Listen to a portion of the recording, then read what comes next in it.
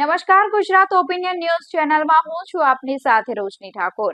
સમાચારોની વાત કરીએ તો ચીખલી તાલુકાના બિલ્લીમોરા શહેરમાં છેલ્લા 2-3 દિવસથી ચોર ટોળકીઓનો આતંક યથાવત રહેવા પામ્યો છે।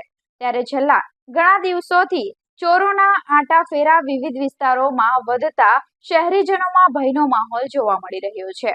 બિલ્લીમોરા શહેરના ચીમોડિયા નાકા નજીક આવેલા એક ગેરેજના કમ્પાઉન્ડમાંથી ચોરોએ એક બાઇક ચોરી કરી ફરાર થઈ ગયા હતા।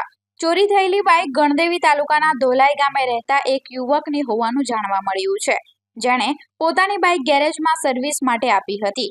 આ સમગ્ર ચોરીની ઘટના ગેરેજની સામે લાગેલા સીસીટીવી કેમેરામાં કેદ થઈ ગઈ છે, જેમાં ચોર સ્પષ્ટપણે દેખાઈ રહ્યો છે। ઘટનાની જાણ થતાં જ બિલ્લીમોરા પોલીસે તાત્કાલિક કાર્યવાહી શરૂ કરી ચોરને ઝડપી પાડવા માટે ચક્રો ગતિમાન કર્યા છે।